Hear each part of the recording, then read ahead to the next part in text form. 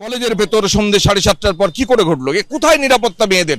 কলকাতার বুকে একটা রাস্তার উপর কলেজ, এরকম কলেজ আওয়ার্সের পরে তো কলেজ স্টুডেন্টেরই থাকার কথা না স্যার। যদি থাকে আমি এটা নিরাপত্তা রক্ষী নেই, কলেজ বন্ধ থাকে না স্যার। আমার পার্মানেন্ট নিরাপত্তা রক্ষী একজন, উনি অসুস্থ থাকেন, মৌখিক জানান। তারপর দুজন প্রাইভেট নিরাপত্তা রক্ষী নেওয়া হয়েছে।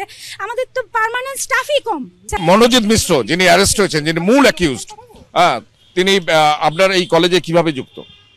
এই কলেজে প্রাক্তন ছাত্র ছিল।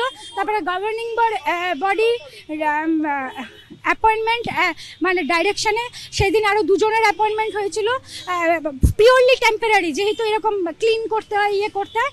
সেদিন ওর কোয়ালিফিকেশনটা যেহেতু অ্যাডভোকেট ছিল, বাকিদের কোয়ালিফিকেশন যেহেতু কম ছিল, ওকেও পিওরলি টেম্পোরারি হিসেবে কিছুদিনের জন্য রাখা হয়েছিল। কতদিন আগে? 45 দিন করে এরকম কিছু একটা। ছাত্রদের বিরুদ্ধে কোনো ব্যবস্থা নেবেন? চরম ছাত্র যদি বেরোয়, আর ছাত্র যদি বেরিয়েছে, ছাত্র কেন যে হবে, বর্তমান ছাত্র যুক্ত তার সঙ্গে যারা অ্যারেস্ট হয়েছে? কোনো জায়গা নেই কলেজের তরফ থেকে বা প্রেসিডেন্টের তরফ থেকে।